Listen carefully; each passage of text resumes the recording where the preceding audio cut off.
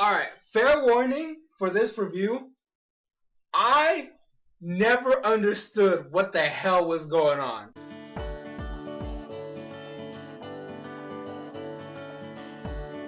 Yo, what is up, Crockxen clan members, anime fans, and others who stumbled on this video? I'm SoresanCrockxen here with another anime time. Today we are covering Glasslip. I just finished it, and I don't know. I'm lost for words because I have no idea what the hell this show is. I was confused from the start, and by the end of the show, I had more questions than I did at the beginning.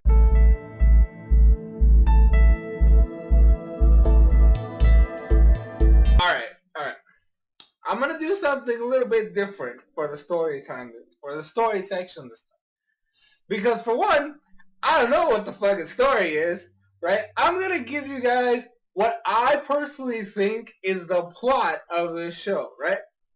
So from what I gathered, in the 13 episodes of watching this show, is that you have this girl, the main female protagonist, who has the ability to see the future when she looks at glass-like material because of bullshit. I honestly don't know what the hell. I don't know. They never explain these powers, right? And then the male protagonist, right? The male protagonist has the ability to hear the future. I don't know how the hell he can tell us the future, right? I hear my name being called all the time. It's not like that's the future talking to me or whatever. But he has the ability to hear the future. And when they're both together, they can both see and hear the future, right? That's basic premise of what I got from this show. The other side of it is what really got me into the show, right? The reason I decided to check it out is this is technically a slice of life anime, which I usually like because they're more grounded in reality for the most part. I mean, this show does have this weird powered bullshit, but it's not like crazy.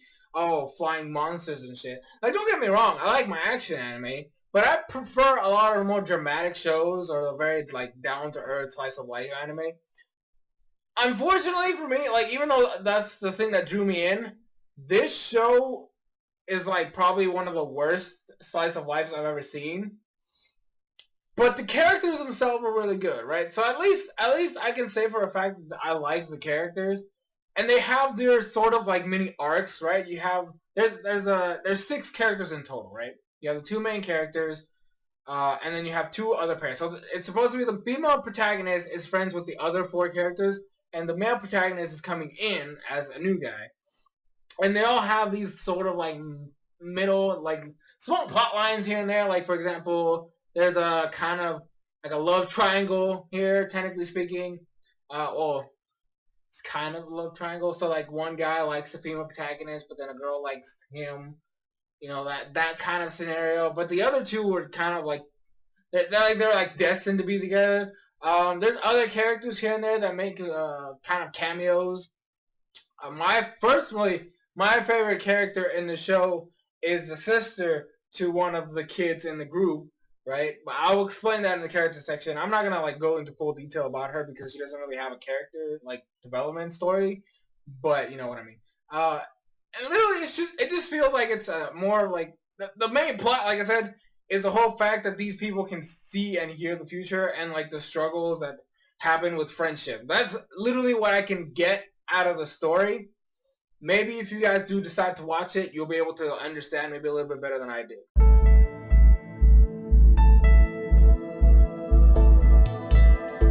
So, music, animation portion, you know how it goes. I will say this real quick, right? Even though the story is just all over the place, I personally, like I said, I didn't really follow it. I will give the fact that this show is beautiful. The animation quality is amazing. It is phenomenal. I would say it's kind of on par. Nagiya no Asukara is my favorite show in terms of visuals. Because visually aesthetic, that show was just beautiful. I kind of want to say this is really, really close up there. Because usually I'm so used to all these action heavy shows and the big shows, they do have a lot of animation, but they're kind of usually relegated to small ports. They can't make the show beautiful because a lot of the scenes are grim and It's all about action, and so there's like a lot of like just dark colors and shit. I tend to like these shows because they're more like beautifully toned. I gotta say this one was really, really on par with Nagi no Asakara. Not as great, but still like aesthetically pleasing. The music in it is also very, really well done. Especially they do a lot of piano music. I personally, I'm kind of like mixed sometimes with sometimes when people do like piano because like sometimes they like try to be like all dramatic and shit. And while I do like my dramatic classical tones and shit, I personally prefer the like mellow-ish, like kind of chill piano like playing stuff. It's beautiful. And they use that a lot in this show, especially pertaining to like the main male protagonist. A lot of the music that revolves around him and his house is usually piano based, and so a lot of the scenes that involve like in his general vicinity, it usually goes along with that tone. I personally enjoyed it. I like the opening song. It's really, really chill and mellow, which was cool. And just a lot of the scenes, a lot of the music in here is very, very mellow, I guess you could say. There are some dramatic, like, I guess, well, they're not really dramatic scenes, but sometimes they do tend to do, like, these kind of, like, uprising, like, tones and shit. But, like, for the most part, it's just a mellow music, which I personally fell in love with. Like, I can't, like, single-handedly pull out, like, one particular track, but, personally, I feel like it was very mellow, which kind of flowed with the fact that the show was like did have dramatic moments, but for the most part, it was just kind of chill and mellow. So I really, really enjoyed that. I kind of preferred the fact that they went with that type of music art style. So like the combination just works, personally speaking. All right, character section. So I'm gonna do a little bit different this time because there's okay. So there's the two main protagonists, like I said earlier. But there's technically a group of 6 characters that the show kind of revolves around. So I guess there's like 6 main characters with like 2 main protagonists. So, but what I want to do here is because there are some characters that kind of tie into each individual one that I kind of want to touch up upon if they do offer some sort of impact to the story in some way, shape, or form without going into full-on detail. Like, for example, I said earlier, my favorite character in this whole show is a sister of one of the male characters. So I'm gonna try to go into a little bit of detail in there without going into full-on like description mode and shit like that. So we're gonna start off with the main female protagonist, Toko. Boom, right there. Boom. Yeah, I said it twice. So she is the one that can see but not hear the future, right? That's like her whole gimmick. How did she get these powers? We don't know. So the basic premise for this character is that she's lived in this town her whole life, but basically everybody besides the male protagonist have lived in this town their whole lives. Her dad owns a glass blowing studio, I guess you could call it that. They make glass vases and figurines and like little beads and like chimes and shit. They all look beautiful, right? They all look pretty. Like I said earlier, animation quality and visuals were on par. They were phenomenal. And this kind of helped sell that. Like a lot of the characters focus because of the fact that she sees things through glass figures. It kind of made it to where it was like a main plot. Like a lot of basically her whole she has a shop. Well, her dad does. So there's like glass everywhere. And then sometimes when she's actually, because she actually makes some things. And when she's in there in the cooker or the oven or whatever the hell it's called, she actually gets visions of the future and stuff like that. So it basically, the way they kind of explain it is, well, you've been around it your whole life, so you pretty much, it's your trigger, right? That's your trigger. Kind of like what it is with the male protagonist. I'll get to him what his trigger is, but so her whole thing is she was kind of like the leader of her group of friends.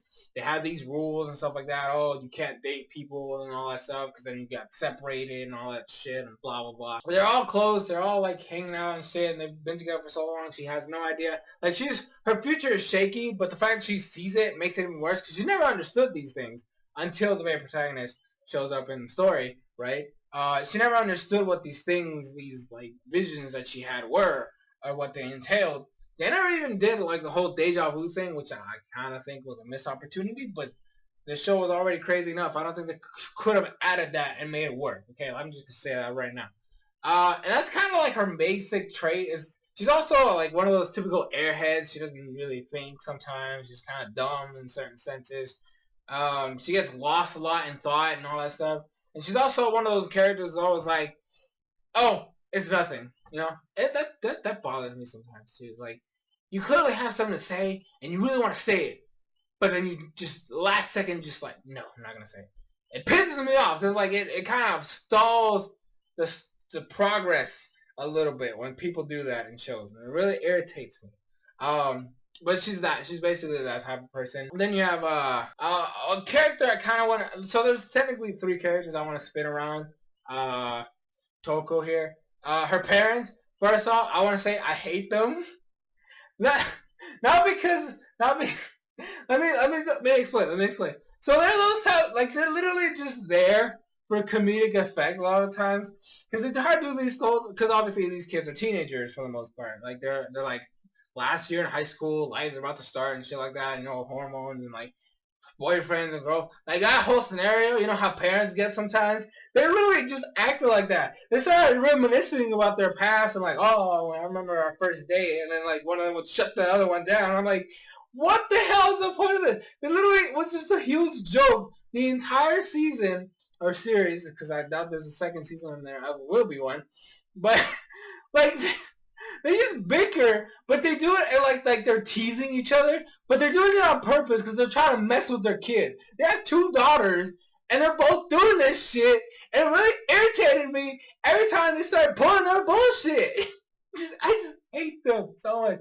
Like they have obviously their redeeming moments when they're by themselves. Like the dad is over there chilling, working, and then like they have a conversation with his daughter. And then the mom, when she's by herself, and they're cool when they're by themselves. But for the most part, if you have both of them together, they're gonna try.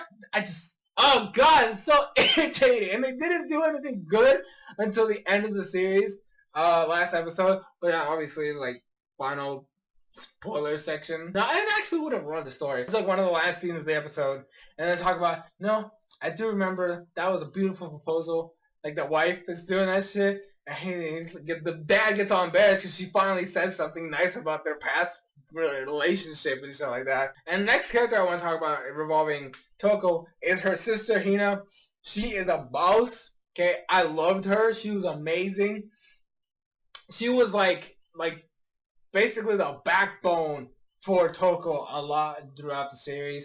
Like she's also like she's like that smart little girl, right? That she's always like thinking ahead, and she's really innovative, and she's really like, you know, goes out there. There's a certain like part in the show where like one of the main characters, or one of the male characters, like he does running, right? He does track, and Hina is in a swimming team, and he would like run past them like their training area, and all the girls were like, oh, fawn over him.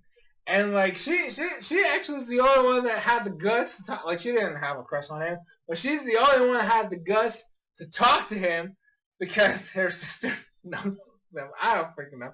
The point is, she was really brave, and I really liked her character a lot of times.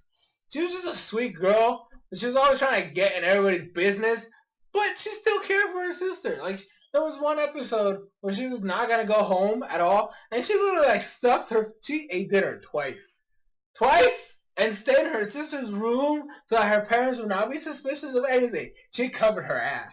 I'm just going to say it right now, Hina is the boss. Now next up, I want to bring up the male protagonist, boom, Kakadu, who, so he's the one that hears but not sees the future, right? So his whole trigger is his mom's piano music, because she's a pianist and she plays. And the one thing that irritated me, and this is kind of like, I guess it could be considered a spoiler. So like, I don't know if I should do like, maybe like a sign like spoiler right there, and so you can mute it. And I don't freaking know, something like that. Yeah, I'll just do that. I'll put like a little thing right here, a little box that says spoiler, just for this section in case you don't want to hear it.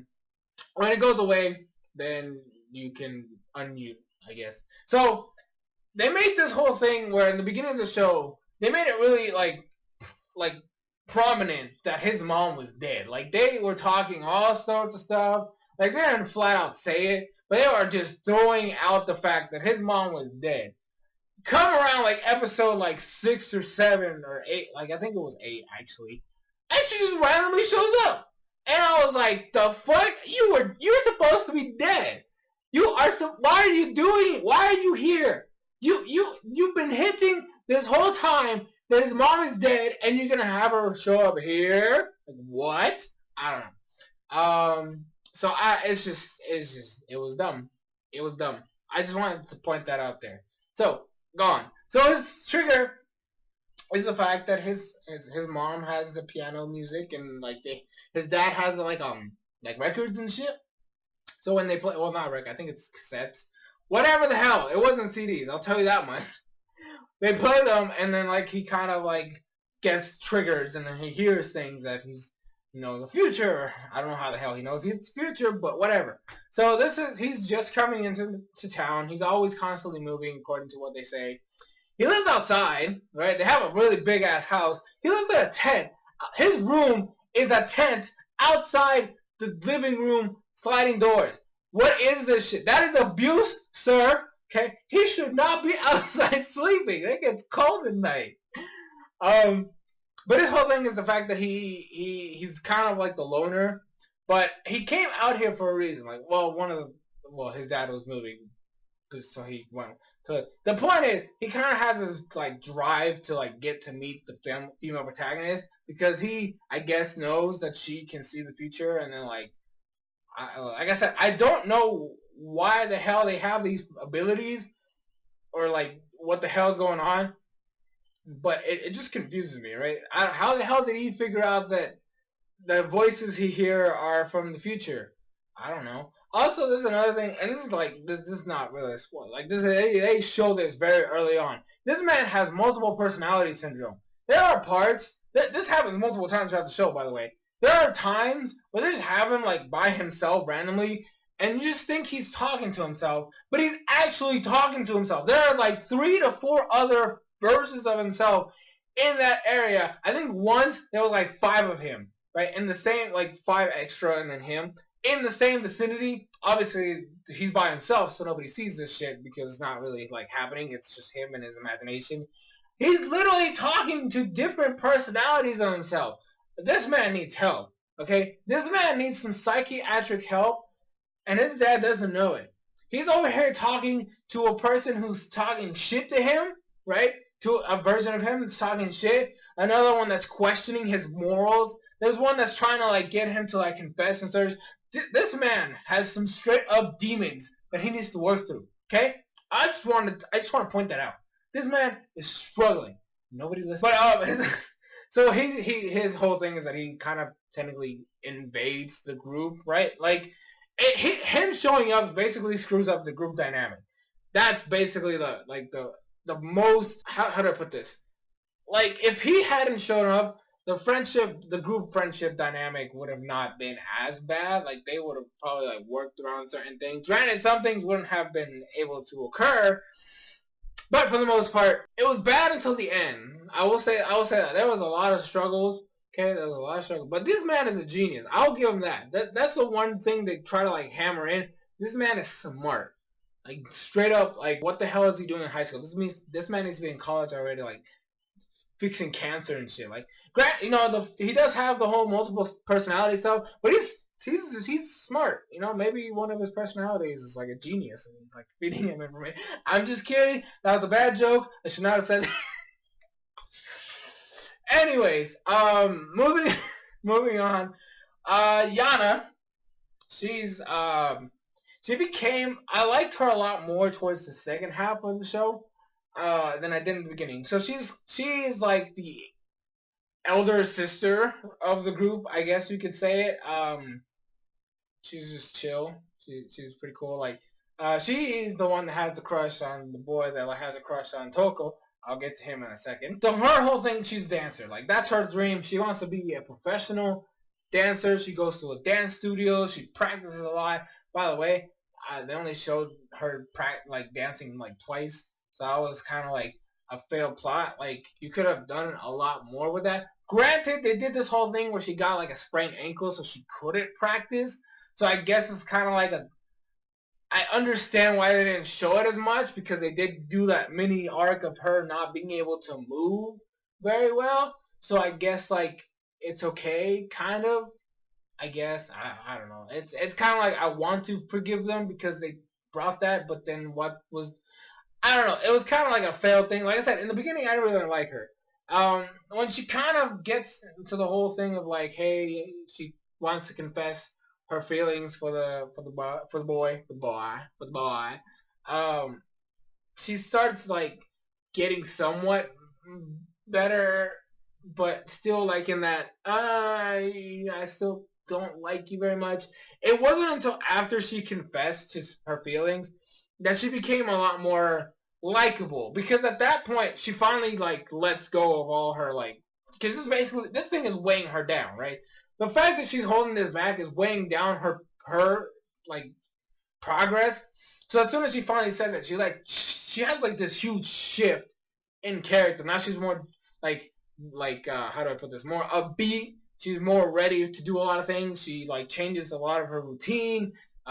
She's more confident, I guess you could say, which is what I made me like her more as a character. Is the fact that she's no longer this like questioning her purpose and like whether she's doing the right thing, whether she should talk to people. Like after that's over, she became like the confident character that I wanted her to be from the get go. And I personally, and she became more chill too. Like after she confessed to him, she literally, like, she flat out said this. And I'm sorry, I'm gonna spoil this right now. I don't care. She flat out says, "Look, I like you. I'm not expecting things to change. I want our life to be the same. You don't have to say anything." And she walked away. And I was like, "That's how you do it. That's how you do it. That's literally all you needed to do." And after that, she acted like nothing ever happened. You know, she still had the feelings for him, right? But she acted like everything was normal. And that, my friends, is well done. I commend her for that. Okay? You do not need this shit weighing you down, girl. You have a future in dance theater, and you should go for it. You don't need no man tying you down. No. That's the equalist in me talking. I apologize that I brought that. Anyways, so I don't know. I personally liked her a lot. I guess the one thing I could say about, like, no, I mean, we didn't really meet her parents, which was the weird thing. And I mean, I'm gonna like transition this. Like, this is Yuki, the guy she likes, who likes Toko.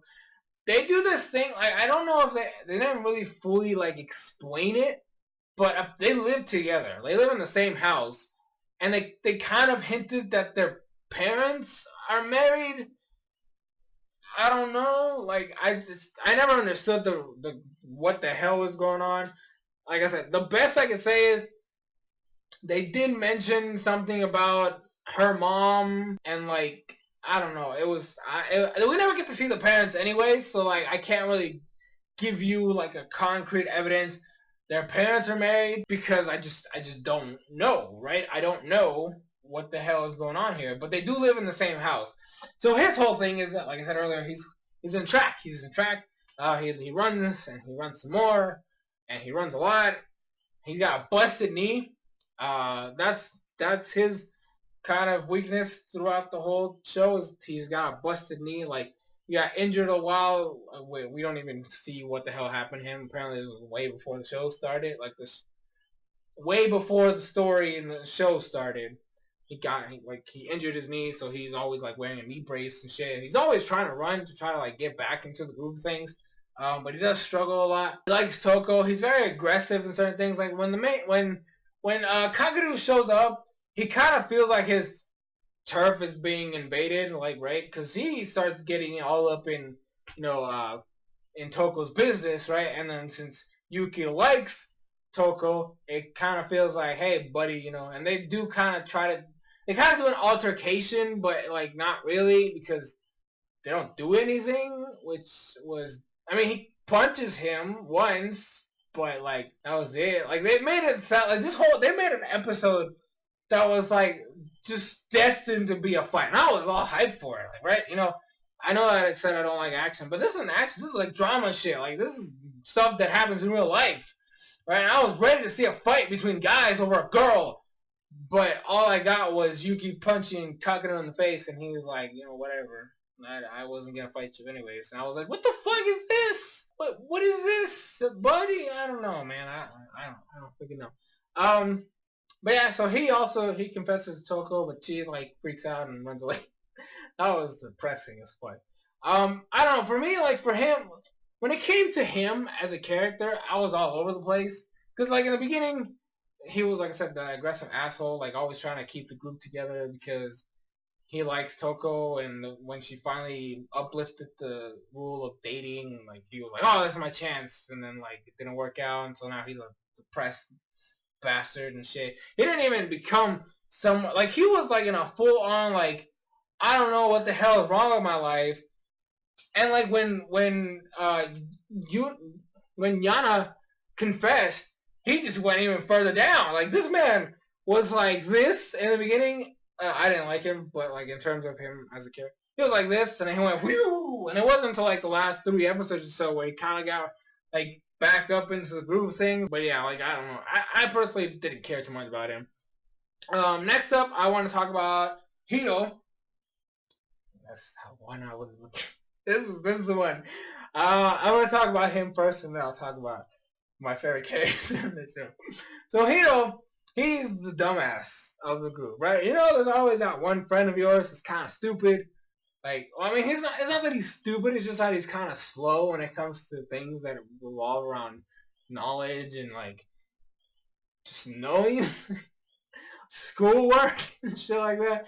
He's kind of like the one that's always kind of behind on things. He's like he doesn't understand anything. He's kind of like the joke of the group. I thought he was kind of cool too because he even though he was like so far below in terms of like intellect, he actually was. He's the only one with a job, right? Granted, he does work for his grandfather in a cafe, but he has a job. He's the only one that has work, right? He can cook, right? He's got the ability to cook, which I gotta give him props for that. This man knows he made food for these people, right? He has a crush on the other female character that is the next one that we're gonna talk about. Aegis is a pretty chill dude, right? His whole thing is that he's trying to impress her.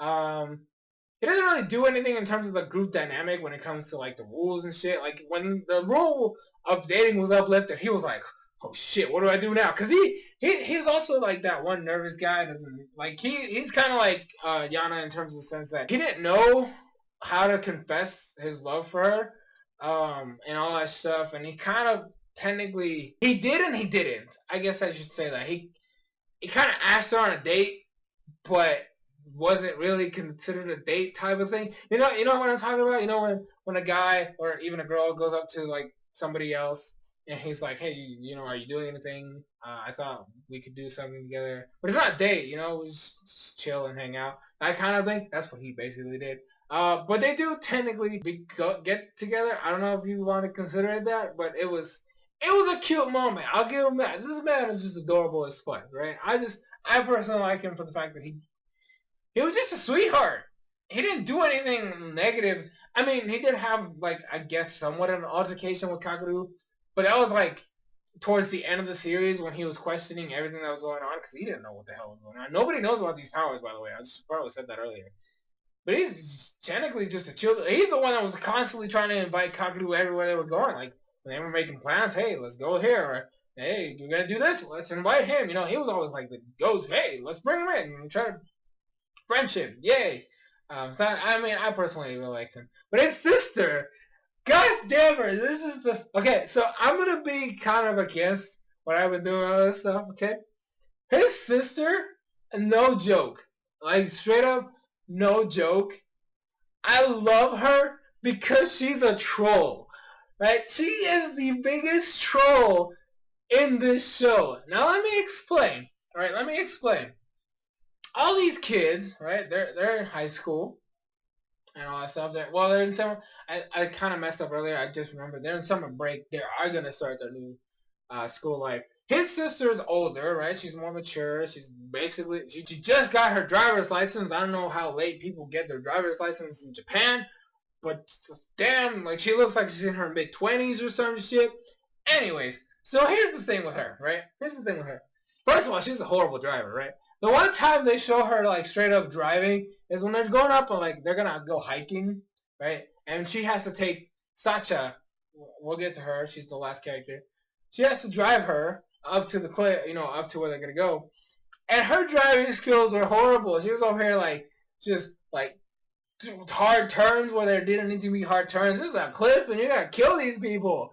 Jesus Christ! It was. She's a horrible driver, right? But she teases her brother all the time. Oh my god, it never got stale either. Like she literally just felt like that older sister. I mean, I'm the eldest, so I guess that's probably why I enjoyed her a little bit more. Cause like it's cool to tease your younger sibling. I don't know why. It's just fun. And to me, it's fun when you just poke at them with certain things you know is gonna trigger them. And I just loved her for that. I think that's literally just me projecting myself on this character. That's probably why I liked her so much. Because it's like, it's just so relatable. As an elder brother, an elder sibling, I should probably say. As an elder sibling, it's just so relatable. God, she was just awesome. I'm sorry. I'm sorry. It might be some bias. But I found her amazing. Like, the way she teased him was in the craziest way possible. Because every time he was trying to do something that related to the girl he likes, she never knocked on the door. She always like walked in and was like, hey, what's up? What are you doing? Oh, you're still thinking about the girl with the glasses? Oh, hey, are you gonna visit? It was funny. I'm sorry. It was hilarious. But that's literally the best thing to and then finally we can talk about Sachan. She is like, I don't know how to, she's a bookworm. I'll give it that. She's the smartest of the group.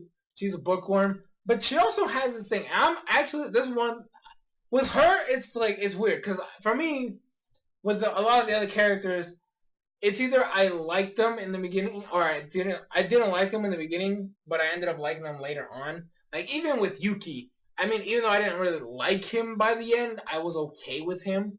I guess, like, Kito's the only one I was kind of, like, neutral with for the most part. Like, I kind of just liked the dude.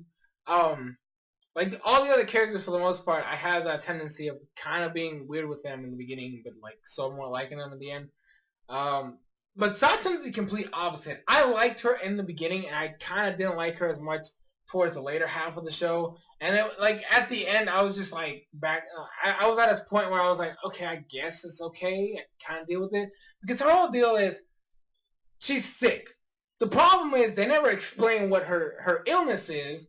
Right? She's multiple times talked about being in the hospital. They actually made a couple episodes where she was literally in the hospital doing tests. But they never actually explain what the hell is wrong with her, right? So, like, in the beginning when they kind of hinted at the fact that she does have some form of illness, you kind of felt sorry for her. So for me, that's what made me like her in the beginning. It's like, hey, you know, she has a condition here.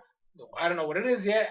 But I feel sorry for her. You know, she's over here trying to do her grind thing. You know, she loves books, right? I can say that about her. She has, like, a shit ton of books. She's very well versed in, like, literature, which is, you know, it's a nice hobby to have. I personally don't care about reading books, but it's a nice hobby to have. No, it made her likable. It made her feel like, you know, we have people like that. People exist that don't have the same advantages as others, right? They have their downfalls. They have their issues. That life just handed them the wrong deck, you know. So it made her a lot more relatable. Well, not relatable, but a lot more likable.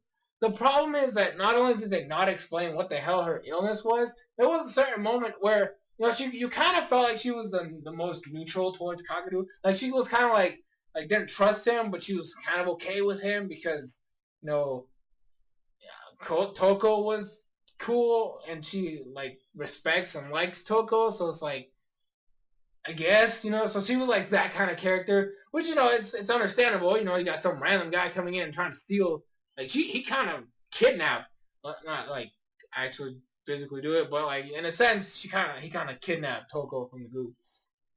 So I can understand her I guess distrust of him. I understand it, and like I said, it made me like her. But at a certain point in the show, especially around, like, I think it was around like the middle portion of the show, she did something that I was just like, that's just fucked up, right? So there, I don't even know if I should say it. I mean, it is, like, technically speaking, in the middle of the show. It might ruin the character. I don't know.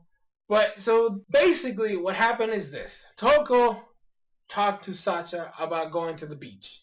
Right? They're gonna do this whole thing, and she's inviting Kakeru, right? That was the whole ordeal. Um, and they were talking about that stuff, and then Sacha's like, "Oh, that's great."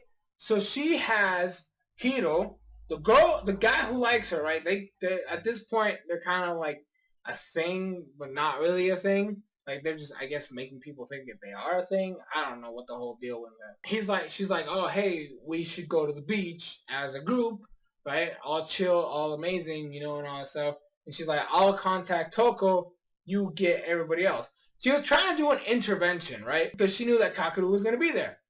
And I was like, why? I mean, she was, I guess, I mean, first I took it as, she's trying to like get them all to hang out and shit like that. But then when her true motives were revealed, basically she started saying that she hates him and she hates everything about him and the fact that he's kind of invading them. Again, I understood in the beginning, but at this point in the show, there's no reason for that. I mean, at this point, Kakeru has kind of made himself feel like, I mean, he's kind of chilled with almost everybody except for her and like Yuki, but like for the most part, nobody hates the dude, and then just random like I hate him, and like she used the guy who basically like loves her to try to like she basically manipulated this man to try to ruin something and fuck up what was gonna be a nice evening. And I was like, that's just fucked up. Okay, I'm sorry. You can have an illness and whatever the hell, but that's honestly just some shady shit that I would never trust somebody again after that. Um, and like I said, it didn't get better from that. I mean, she kind of got over it after a while, right? And then she started like trying to ask for forgiveness, which they gave her because friendship is whatever. I personally would have been a little bit like cautious of her at that point. Um, I don't know. I just after that I just could not for the life of me like her anymore. Just for even attempting to pull something like that. Because I just don't like people like that in general. Like people who use others who are really like would do anything for you. That's just abuse. And I'm sorry. I can't condemn or I can't agree with something like that. And even at the end, it was just a matter of her and Hito kind of working things out. Like she didn't really do it. She never apologized to him, like Kakeru. She never did, and she didn't do anything, right? So it was, I don't know.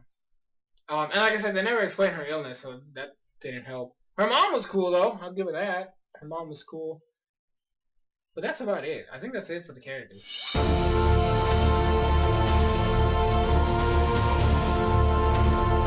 All right, spoiler section. Yeah. So we're here. Last couple episodes of the show. There's a struggle, right? At this point, there's been a struggle. Kakeru and Toko have been having some issues. Uh, Kakeru actually loses his ability to hear the future. Just flat out gone. But Toko can now hear and see everything, so I just assumed that she stole his powers.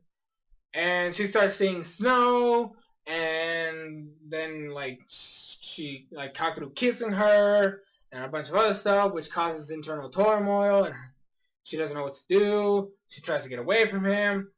There's just a lot of issues there, and then like they kind of work some things out. Like she finally explains what she saw. This all happened at school. So she sees, and she kind of like after like a couple episodes, or well, I think it was only like 1 or 2. She confesses what she saw in her vision, and they kiss to try to trigger something.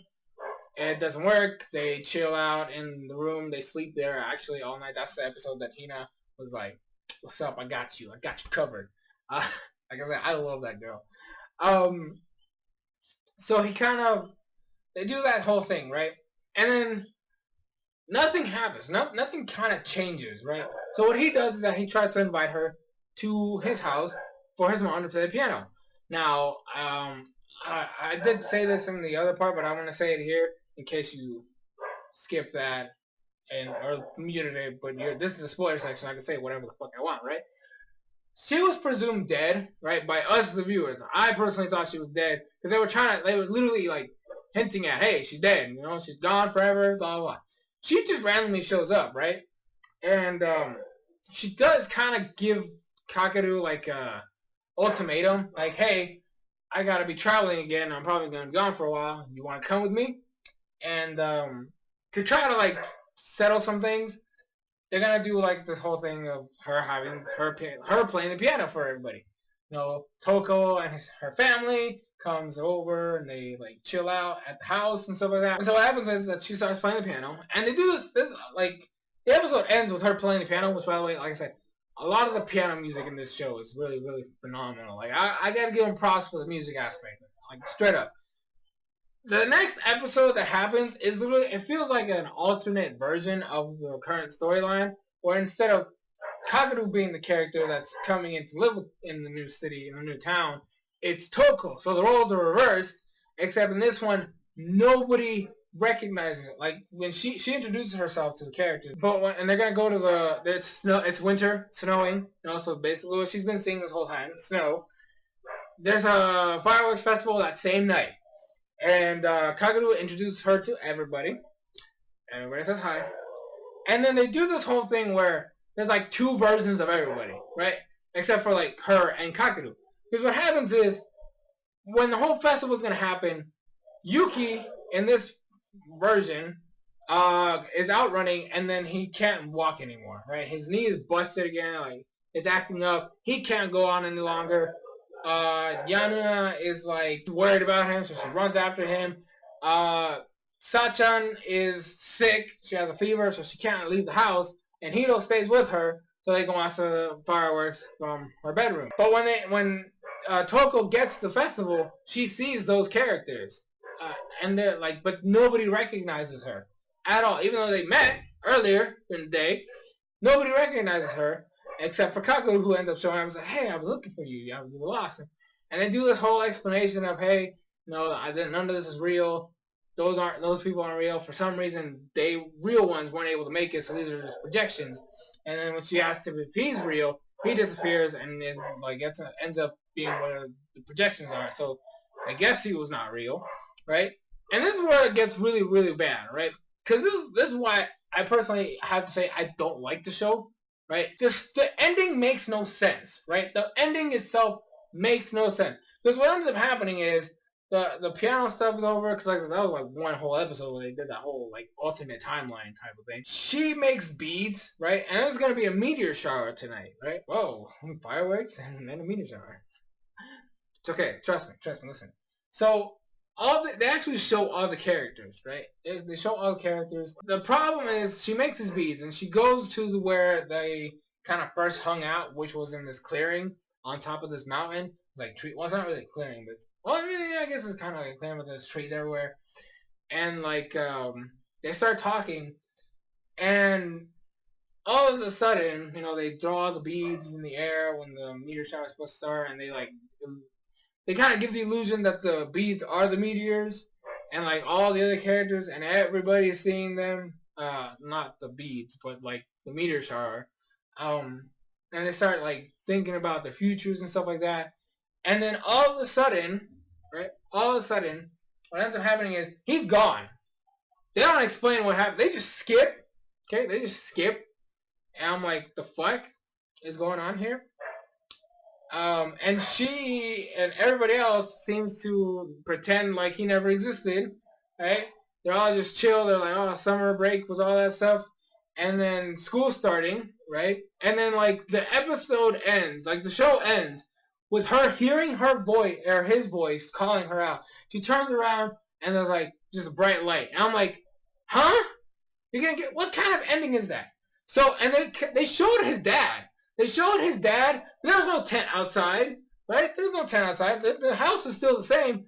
His dad is sitting in his chair like always, but there's no tent outside. So I'm over here sitting, was he even real? Was he even real? The whole time. And like I said, this story was so weird and complex and it made no sense. I don't even know if there was a story. That's how bad it is. I honestly don't know if there was a story here. And the thing that hurts it the most, right, is this ending. What the hell is this ending? Why did this happen? Did he exist? Did he not exist? Where did these powers come from? Why does she have his powers too? Why the hell does nobody remember this man? What the fuck happened here? I don't know. That's literally like the problem with this show. I just don't know what the hell happened here. Alright, so one thing I forgot to mention, before I give you the ruling, obviously. One thing I did forget to mention, this show has one, besides the story point, you know, and a lot of other issues that it has, there's one major flaw I had with it, and that's just personal gripe for me. I personally hate it. I think it's the worst part of this whole show. They do freeze frames so gosh damn much, right? I'm not even joking. In every episode, there's at minimum 4 to 5 freeze frames that have absolutely no purpose in being there. They're just thrown in there. And it disrupts what the hell is going on. It literally, it happens all the time. Every single episode. I'm warning you right now. If you do decide to watch this show, expect freeze frames in places that it shouldn't be there. Okay? I just wanted to point that out real quick. So, normally, right, and here I give you guys my rating, whether I think you should watch the show or not. Personally speaking, I honestly would say don't even bother with it. Even though I like the characters for the most part, and like the sister, like I said, the sister character, she was just the boss, and like it's amazing. I like a lot of the characters. The problem is the story. I honestly couldn't follow it if there even was a story there. And on top of that, the ending was trash. Right, the ending was just horrible. The freeze frames, like I said, it's just a big problem, and I just don't know. The only good thing I could just flat out tell you, visually and the music, it is actually really, really, really well done. But that's basically like the best credit I could give to this show. I can't say it had a good story when I couldn't even follow one if it even existed, right?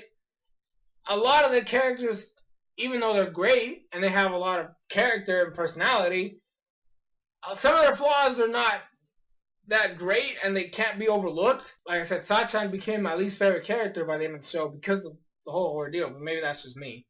So I personally would say don't even bother with it. But just for the visual aspects, I would say check it out. You know, maybe look at the first episode or two and think to yourself, you know what? Just for the visuals, I'll watch it. But my personal opinion is don't even bother with this show. Like straight up, I've never had this conflict in this internal conflict when making a review ever before, where I liked a lot, the visual aspects of the show and a lot of the soundtracks and the characters, but I wouldn't recommend it to somebody. Like that's never happened before. I usually am like yeah or no. This time it's like had some good things, but there's a big problem here, so I don't know if it's even worth watching. But yeah, that's gonna be it for the review. Hope you guys enjoyed. Link will be in the description if you do decide to watch it. It is on Crunchyroll. And yeah, so thank you guys so much for watching. I have been SoresanCrockxen, and I'll see you guys in future videos.